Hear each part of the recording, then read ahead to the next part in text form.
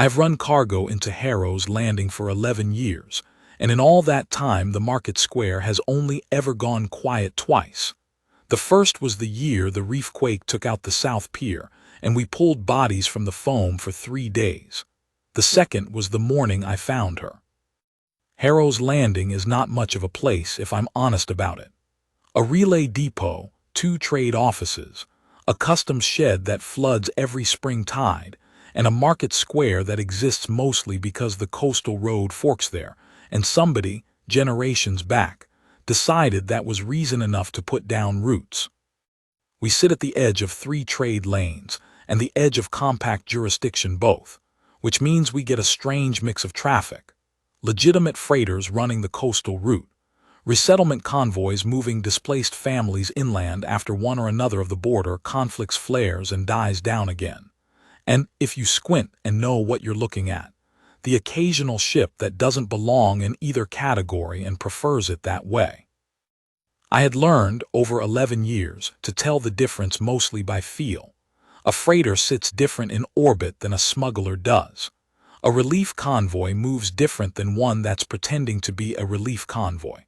You learn the tells the way you learn weather, by getting burned a few times and paying closer attention after.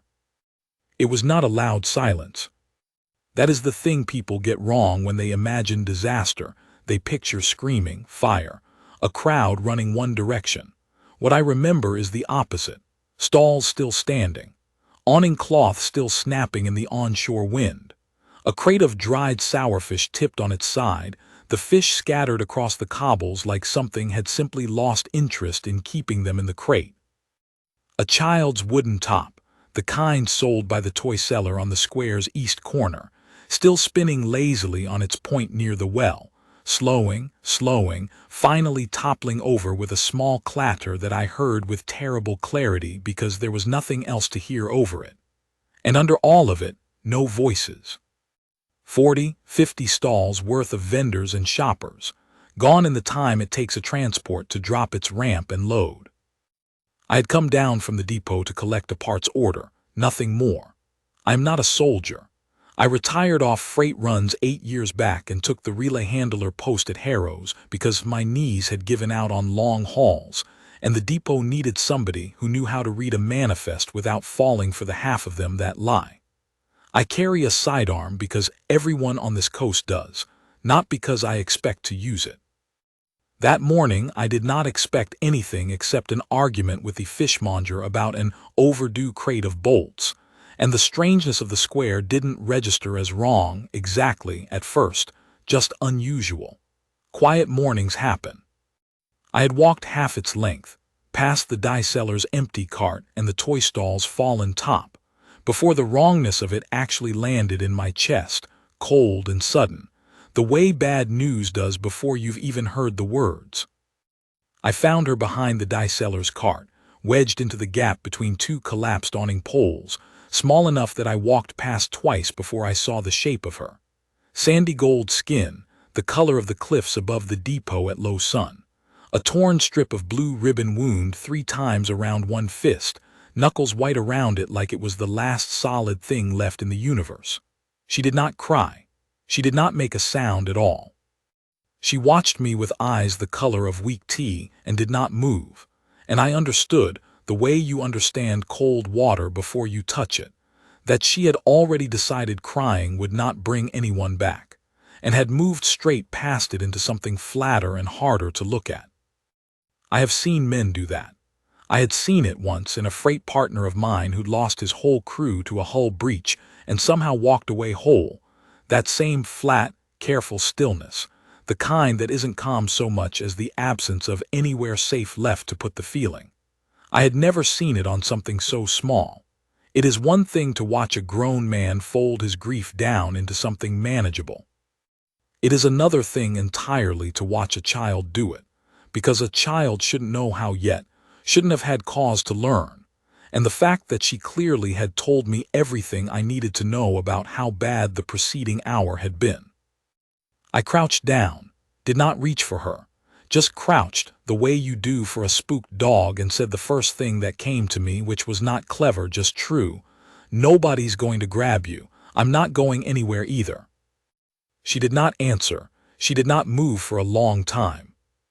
I stayed crouched there long enough that my bad knee started to complain, long enough that the dye seller's wife came around the corner of the cart, took one look, and went very pale and very quiet, and started gathering up loose dye cloths without being asked, just to have something to do with her hands while the rest of us figured out what came next. Then slowly, the way ice lets go of a window in the first hour of sun, the small girl shifted her weight an inch toward me. That was all. An inch. It was the loudest thing I had heard all morning. I carried her up to the depot because there was nowhere else to take her. Harrow's Landing has no orphan house, no consulate, nothing but a relay station, 2 trade offices, and a port authority that mostly exists to stamp paperwork for freighters that don't want to stop here long.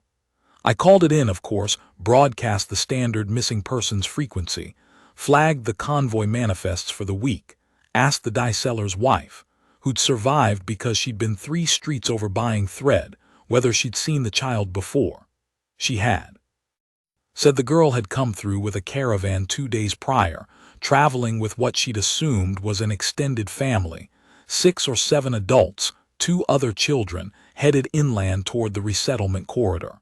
Said they'd seemed ordinary, tired the way travelers are tired. Nothing about them had snagged her attention until the morning they didn't show up to break camp, and the whole market went still instead. I did not like what that meant, and I liked it less as the week went on. I gave her the back room of the depot, a storage closet really, that I cleared out and put a cot in. She would not sleep in it the first 3 nights, slept instead on the floor by the door where she could see the corridor, the ribbon still wound around her fist even in sleep. I left a second blanket folded near her, not pushed at her, just left, the way you'd leave food for a barn cat that hasn't decided yet whether you're a threat. On the 4th night she used it. She did not speak. Not a word, not in any language the depot's translator could parse, not even in whatever throat clicks and small sounds her own people used. I tried not to read too much into that. Some children go quiet after a thing like that and come back slow. Some don't come back at all, not all the way, and you learn to love what's left of them instead of mourning what isn't. I had no plan for which one she'd be. I just kept the door unlocked and kept food where she could reach it and did not, under any circumstance, touch the ribbon.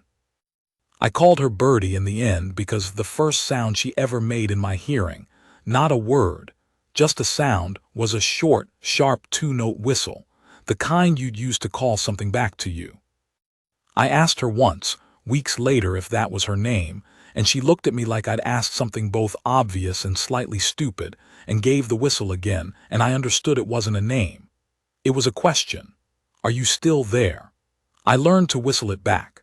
That became our whole language for the first month, 2 notes, sent and answered, down a depot corridor at 3 in the morning when neither of us could sleep.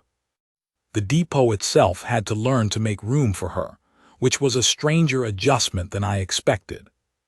I run the place mostly alone. There's a part-time clerk, a woman named Isset who comes in 3 days a week to handle the freight ledgers, and a maintenance contractor who drops by when the relay coils need servicing, but otherwise it had been just me and the hum of the cooling units for 8 years. I had forgotten in that time how much sound a building makes when there's another living thing moving through it. Small sounds, the scuff of bare feet on the metal flooring, the particular silence of someone standing in a doorway deciding whether to come in. I found myself listening for her without meaning to, the way you listen for a storm you know is coming even when the sky's still clear. She watched everything. That was the first real shape her personality took, once the rawest part of the shock had worn down to something she could carry day to day. Not fear, exactly, though there was plenty of that underneath, but a fierce, careful attention to how things worked. She would sit cross-legged on the floor of the front office while I worked the relay logs and watch my hands instead of the screen, the way you'd watch someone whose hands you needed to understand before you trusted the rest of them. On the 6th day, I gave her a broken relay coupling out of the scrap bin, mostly to have something to put in front of her besides my own face, and she had it apart and laid out in careful order on the floor within the hour, components arranged by size the way an engineer would arrange them, not a child playing. I sat very still and did not say anything, because I understood, watching that whatever world she'd come from had not been a simple one, and that the silence she'd wrapped around herself was not emptiness. It was a girl who knew exactly how much she'd lost and had decided, for now, that the only safe thing to do with that knowledge was to take something apart and put it back together slowly, until her hands stopped shaking. By the second week, she had stopped sleeping on the floor at all. By the third, she had taken to following me on my morning rounds of the depot's perimeter sensors, not asking to come, never asking anything in words, just appearing at the door when I reached for my jacket, until I started leaving a few minutes later than I needed to, just to give her time to catch up. The relief workers came on the 9th day. I want to be plain about how reasonable they seemed, because that is the part of this I think about most, even now. 2 of them, off a registered transport with proper compact resettlement markings, paperwork that checked clean against the relay's own database. The woman did the talking, soft-spoken, patient, the kind of voice trained specifically to sound like nothing was being asked of you. Her partner stood a half step behind her the whole time, saying nothing, his hands loose at his sides in a way that struck me, even then, as a posture you learn rather than one you fall into naturally, the deliberate stillness of someone trained to look unthreatening. She said they were tracing survivors from the caravan ambush, that the girl's people had a claim filed with a resettlement office 3 systems over, that they were authorized to collect and transport any recovered miners to a proper processing facility. I asked to see the claim. She had it, of course she had it. It was a good forgery, or a good piece of real paperwork attached to a lie.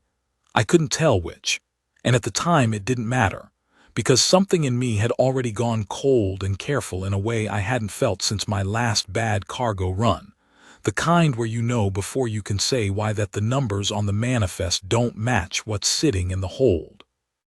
I'd flown freight long enough to develop a particular instinct for documents that were technically correct and somehow still wrong, the right seals in the right places, the right formatting, and underneath it all a wrongness you couldn't point to but couldn't shake either. This had that wrongness. I read it twice, slow, the way I'd read any manifest I didn't trust, and behind the dye seller's daughter who had wandered into the back of the office, drawn by the unfamiliar voices and gone very still by the storeroom door the moment she'd laid eyes on the 2 visitors, I caught the smallest flicker of motion. Birdie had gone rigid, not frightened exactly, recognizing. I did not let that show on my own face. I have hauled enough freight through bad lanes to know that the moment you let someone see you've understood the danger, you've lost whatever advantage surprise might have given you. I told her the girl wasn't well enough to transport. Not a lie exactly, she still wasn't speaking. I told her the depot's medical log would need to clear it first, that I'd need 48 hours, that I took my legal obligations to a miner's welfare seriously, and she should understand that as a point of professional respect, one bureaucracy to another. The woman smiled. It did not reach anywhere near her eyes. Of course, she said, 48 hours. They did not leave the system. I watched their transport sit in the relays holding orbit for 2 full days, and on the second night I went through their registered manifest line by line, the way I'd been taught to go through cargo lists by men who'd learned the hard way what gets smuggled in the gaps between declared weight and actual weight. Their resettlement transport had a hold rated for 40 bodies and a declared cargo of medical supplies that did not match the mass the ship's own beacon was broadcasting. I'd hauled enough freight in my life to know what an empty hold weighs versus a full one, and theirs was not empty. I did not sleep those 2 nights. I sat in the depot's front office with the door bolted and Birdie asleep in the back room, and I went through every old contact I still had on the trade lanes. Men I'd flown with, men who owed me. A customs inspector 2 relay stations over who'd once let me slide on a load of undeclared engine parts because I'd pulled her brother's freighter out of a storm. I asked careful questions. I got careful answers. The picture that came back was not a kind one. A broker network running under relief worker cover through 3 systems, picking up children scattered by ambush, raid, or disaster, the ones with no one left to ask questions, and moving them to collector buyers who paid well for anything rare. Sandy gold skin, the inspector told me, her voice gone flat over the comm. That's not a common coloring out this far. That's a coastal Highland strain, mostly bred out 2 generations back when the Highland court fell. If she's pure-blooded, she isn't worth money to a buyer like that. She's worth a fortune. I sat with that a long time after the comm went dark. There is a particular kind of stillness that settles over a man when he understands, all at once, exactly how much danger has been sitting quietly in his own house. I had assumed, those first 9 days, that I was dealing with grief and recovery and the ordinary slow business of a frightened child learning to trust a stranger.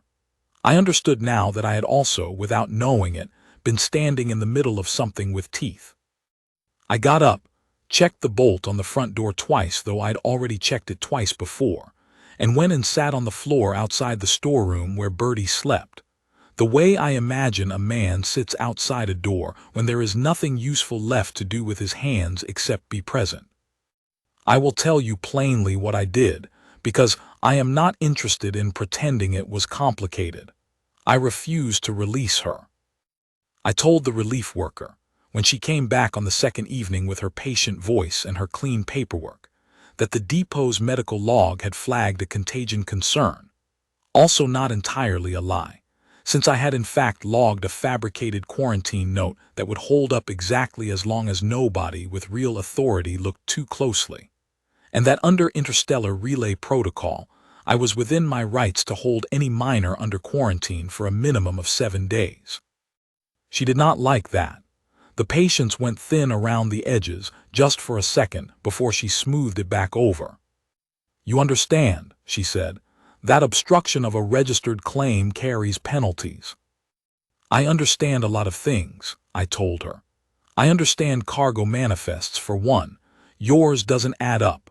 I flew freight for 20 years before I sat behind this desk, and I know what an empty medical hold weighs versus what yours is broadcasting. So here is what's going to happen.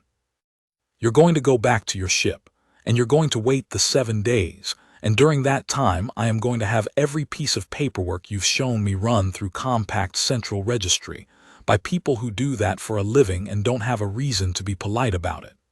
If your claim is real, you'll have her in a week with my full cooperation and my apology for the delay. If it isn't." I let that hang. I am not, by nature, a threatening man. I have made my whole life out of being the kind of person dispatchers trust to deliver a load without complications. But there is a register a voice can drop into, learned on freight runs through lawless lanes where the only thing keeping a hijacker off your hold is the certainty that you'll cost more to take than to leave alone, and I let my voice drop into it now, and I watched her hear it.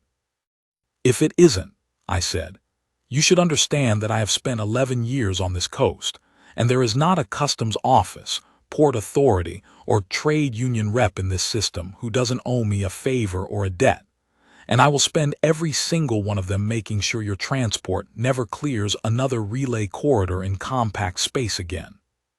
That girl is not leaving this depot with you. Not today. Not in 7 days. Not ever, unless someone with real authority and a real claim comes and proves it to me face to face." She left.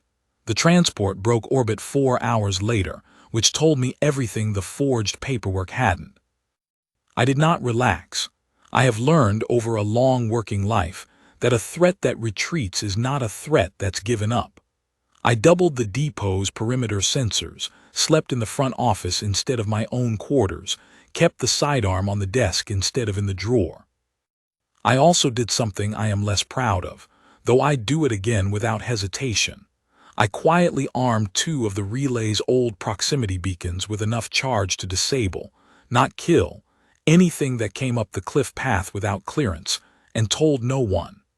There are decisions a man makes alone in the dark that he doesn't put in any log. Birdie, for her part, seemed to understand something had shifted, though I never told her the substance of it.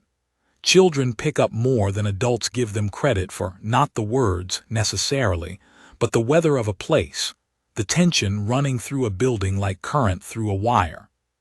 She started sleeping in the cot instead of the floor, but she slept badly, waking at small sounds, the ribbon wound tight around her fist again the way it had been those first days. I caught her once, near midnight, standing at the storeroom window with her small hand pressed flat against the glass, watching the dark sky over the landing pad like she expected something to come down out of it. I did not ask what she was watching for. I already knew. She started, very occasionally, sitting near me while I worked the relay logs in the evening, not touching, not talking, just near, the way a cat will decide a room is safe enough to occupy without ever quite admitting it's chosen you. I began talking to her during those hours, not expecting answers, just filling the quiet with the ordinary business of my day, complaints about freight schedules, the weather coming in off the strait, the names of birds that nested in the depot's eaves. I told her one evening about the freighter I used to fly, the long hauls out past the rim where you didn't see another living soul for 11 days at a stretch, and how I used to talk to the cargo just to hear a voice, my own or anyone's. She listened to all of it with the same careful attention she gave the relay coupling, like she was cataloging me the way she'd cataloged its parts, deciding where each piece fit. It was on the 11th night that she first laughed. I was working through a stack of manifests, swearing under my breath at a freight company's idea of a billing code, and she made a sound from the floor beside my chair, short, surprised, almost shocked out of her, and when I looked down she had both hands clapped over her own mouth like the sound had escaped without her permission. I did not make a thing of it. I just smiled at the manifest and kept working, and felt something in my chest loosen that I hadn't known was clenched. After that the laughs came more often, small and rationed, like she was still deciding how much of herself she could afford to spend on something as unguarded as joy. I learned to watch for them the way you watch for good weather on a long run, grateful, and a little disbelieving each time that it had come at all. The tall woman came on the 16th day, and I want to be honest that I nearly turned a weapon on her before I understood what I was looking at. She arrived without a transport's worth of fanfare, a single small shuttle, registered under a private trade designation, no compact markings, no relief worker paperwork, nothing official at all. She came alone, on foot, up the cliff path from the depot's landing pad, wrapped in a traveling cloak the color of wet slate, hood back, and even from the front office window I could see that she did not move like a courier or a broker.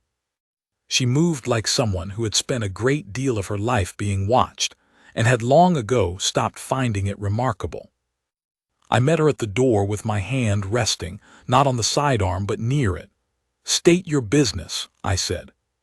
She looked at me for a long moment, not with the practiced patience of the relief worker, but with something rower, something that had clearly been holding itself together by main force for longer than was comfortable. "I am told," she said, in compact standard with an accent I could not place, "that a child was recovered from the Harrow's Landing Market ambush 16 days ago, sandy gold coloring, approximately this tall." She held a hand at hip height, and her voice cracked just slightly on the gesture. "I have spent 16 days searching every relay and resettlement record in 3 systems for any trace of her. I was told this morning that the trail led here." "Who are you to her?" "Her aunt." The word came out rough, like it cost her something to say plainly. "Her mother, my sister, did not survive the ambush. I am all that remains of her line. I have come to take her home, if she still has a home to go to, and if you are not the kind of man who intends to charge me for the privilege." I looked at her a long moment. I have been lied to by professionals, by people trained specifically in the art of sounding sincere, and I have learned the tells, the smoothness, the rehearsed cadence, the eyes that watch your reaction instead of carrying their own feeling. This woman's eyes were doing neither. They were doing the thing eyes do when a person is barely keeping a 16-day grief contained behind good posture. "I'm not selling her to anybody," I said. "I want that understood before you take one more step toward this door. Whatever you are, whoever you say you are, if you've come to put a price on that child, you can turn around now and save us both the trouble." Something in her face shifted then, not offense, but a kind of startled recognition, as though she had braced for an entirely different conversation and found herself in a better one. "I have come to bury my sister and reclaim my niece," she said. "I have no interest in buying what is already family." I let her in. Bertie was in the back room when we came through, sitting on the floor with the depot's old toolkit spread out around her.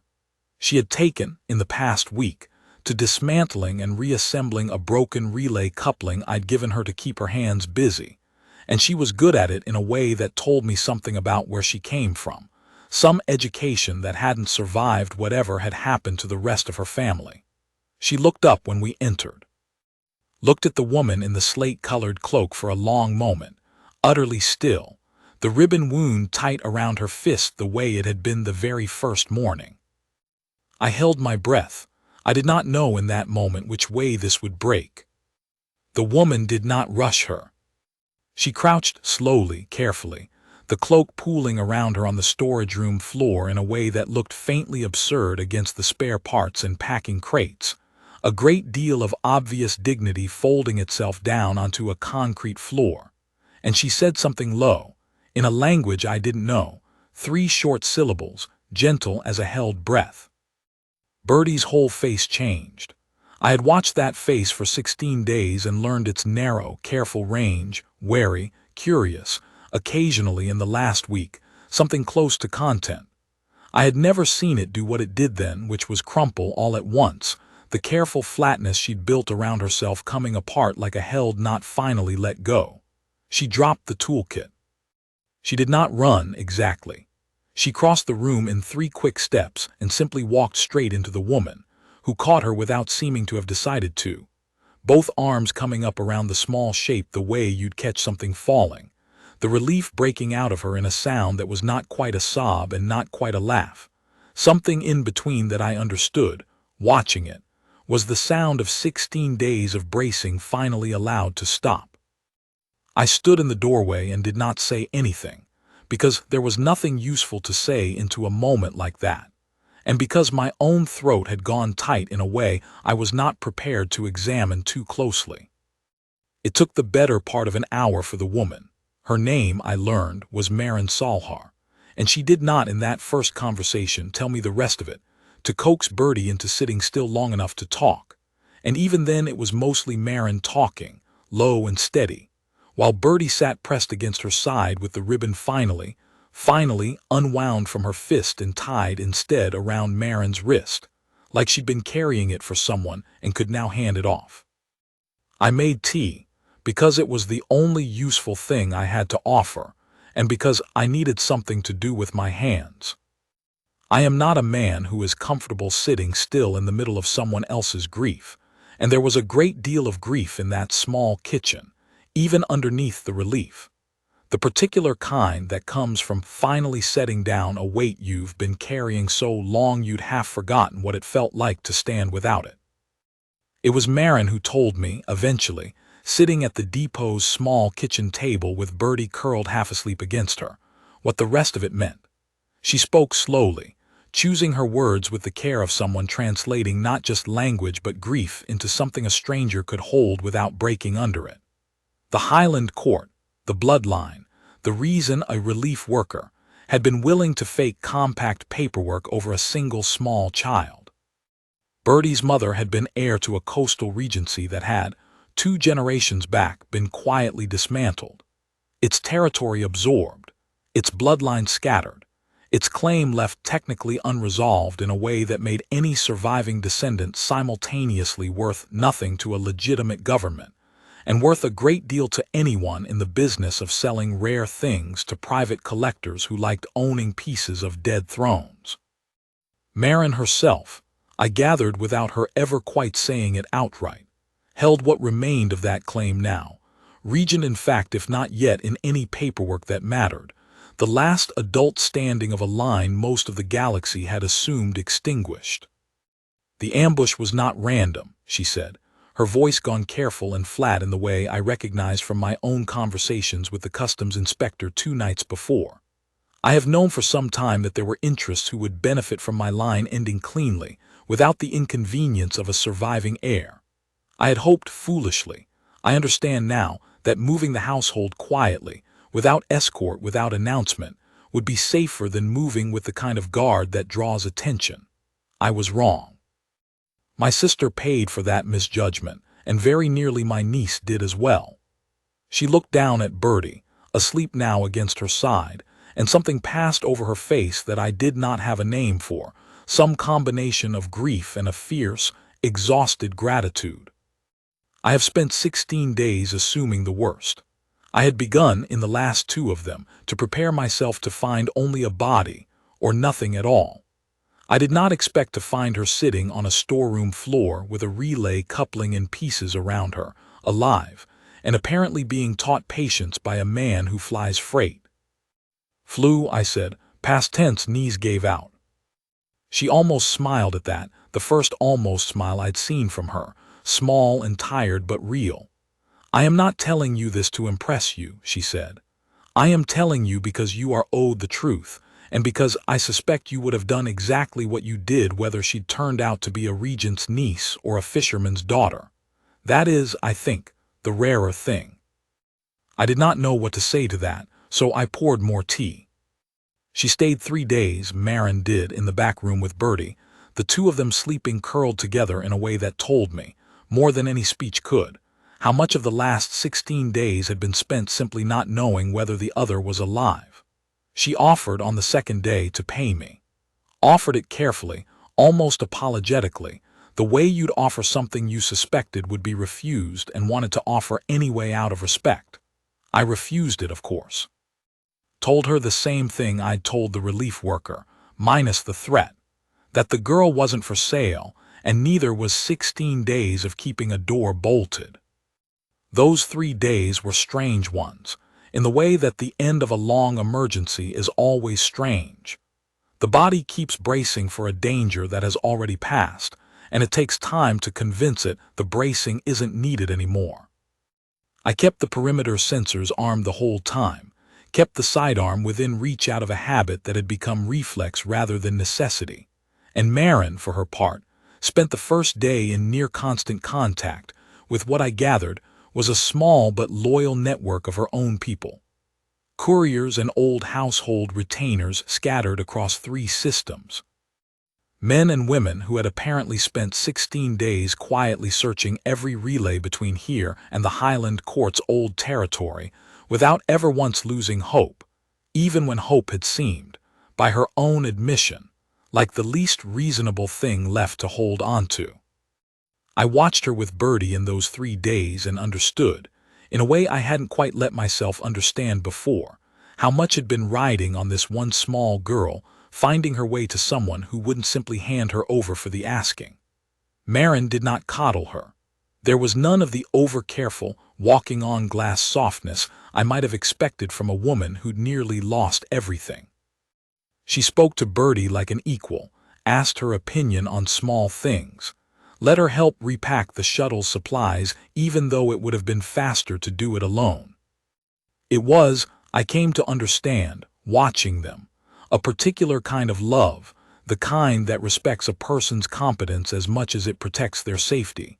And I thought, not for the first time, that whatever else had been taken from this girl, she had at least been raised before the ambush, by people who'd understood that distinction. On the evening of the 2nd day, Marin asked me, almost offhand, whether I had family of my own, a wife, children, anyone waiting on me back wherever I'd come from before the freight runs brought me to this coast. I told her the truth, which is that I hadn't, that the freight life doesn't leave much room for it, that I'd made my peace with that a long time ago and didn't much think about it anymore. She studied me for a moment in a way that made me feel, briefly, like a manifest she was reading for inconsistencies, and then said, simply, "I think that is a great waste of a man who is good at this," and did not explain further, and I did not ask her to. What she gave me instead, on the morning she finally readied the shuttle to leave, was smaller and stranger and has sat on my desk every day since. A small carved figure, sandy gold stone shaped into the rough form of a bird in flight, old, worn smooth at the edges in the way of something handled by many hands over many years. "It is traditional," Marin said, "among my people to leave such a thing with whoever stands as a child's protector when the family cannot. It does not mean what you are imagining. It does not obligate you. It simply means that you are remembered as kin, whether you wish to be or not. I have it still. I keep it on the shelf above the relay logs where I can see it while I work."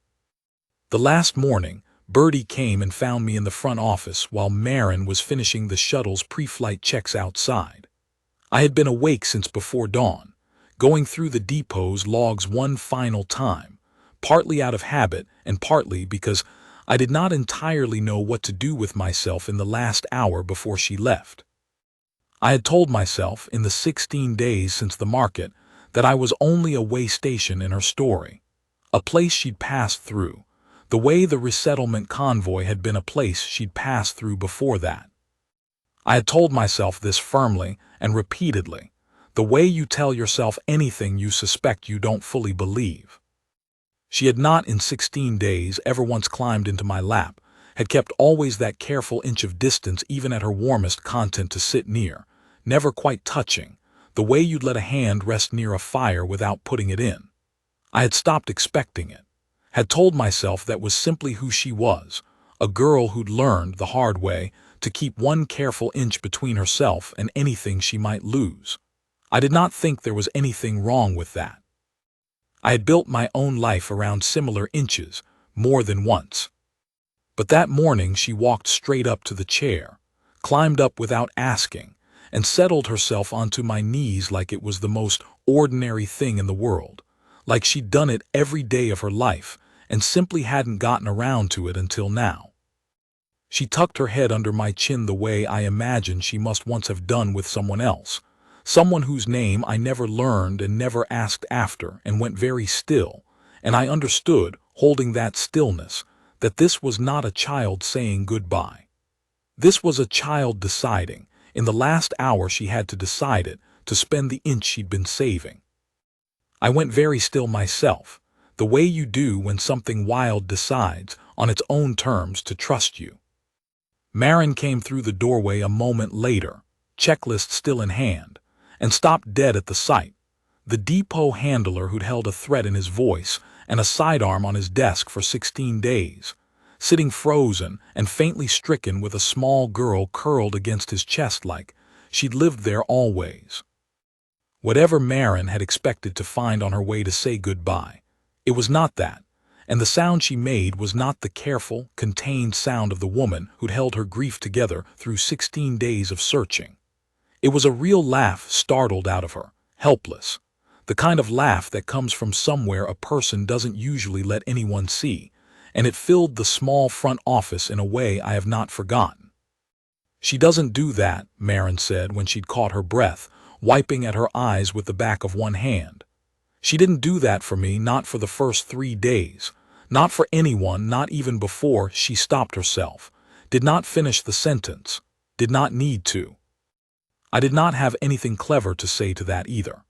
I just sat there with the small weight of her on my knees, the 2-note whistle she gave, low and questioning, "Are you still there?" And I gave it back to her the way I had every night for 16 days, and felt the answer settle into both of us like something finally allowed to be simple. They left an hour later.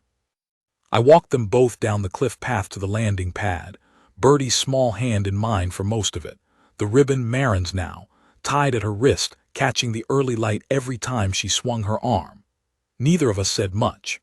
There did not seem to be much that needed saying, beyond what had already passed between us in 16 days of small sounds and answered whistles, and I have never been a man who fills silence just to hear his own voice fill it.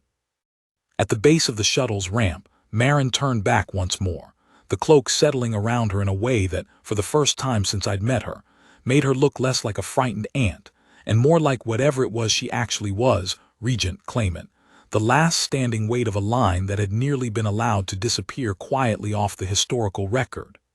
"If you ever find yourself tired of freight schedules and overdue bolt crates," she said, "there would be a place for you should you want it. Not as payment. As family if you'd have it." I told her I'd think about it, which was the truth, though I suspected even then that I wouldn't go, that Harrow's Landing and its flooding customs shed, and its small, ordinary dramas had become, somewhere in those 16 days, the only place I particularly wanted to be standing when the next ship came in. She seemed to understand that without my saying it, and did not press. Birdie, for her part, did not say goodbye in any language I understood. She simply turned at the top of the ramp and gave the whistle 2 notes, sharp and clear, carrying easily over the wind coming up off the strait. I gave it back. She nodded once, the way you nod at the close of a piece of business successfully concluded, and disappeared into the shuttle behind her aunt. I stood on the landing pad and watched the shuttle lift, small against the cliffside sky, until it was gone past the haze line, and the depot's sensors logged it clear of the system. I have not seen either of them since, though Marin has sent word twice in the years following. A message relayed through the trade lanes, brief and formal in the way of someone still learning how to be informal with a man she'd met under the worst circumstances of her life. The Highland claim was resolved, eventually, in some quiet diplomatic channel I never asked the details of. The broker network. I learned much later from the same customs inspector who'd first warned me what I was dealing with, lost 3 of its routes within the year, picked apart by an investigation that someone with considerable resources and a personal stake had apparently funded without ever putting her own name to it. I do not know for certain that was Marin's doing. I have my suspicions, and I keep them to myself, the way she would likely prefer. Birdie has a name now that isn't the one I gave her, a real one, a court one, though Marin tells me, and this is the part I keep, the part that matters, that the girl still gives the 2-note whistle sometimes, to nobody in particular, and waits, the way you wait for an answer you've learned to trust will come. I never went looking for thanks in any of it. I want that understood plainly, because I think it's the only part of the story worth keeping. I did not pull her out of that market square because I suspected what she was worth to anyone. I did not stand against a broker's forged paperwork because I'd calculated the odds and decided they favored me. I did it because a small thing sat alone in the wreckage of her own life and did not cry, and something in me recognized that as a debt owed regardless of bloodline, regardless of court, regardless of anything but the plain fact of a child who needed someone to stay. The rest of it, the Highland claim, the carved bird, the regent's gratitude, came after, and would have meant nothing to me without the part that came before it. The carved bird still sits on my shelf. Some mornings, working the relay logs the way I have for 11 years and counting, I look up at it and give the whistle, quiet, to an empty room. I have never once expected an answer. I give it anyway.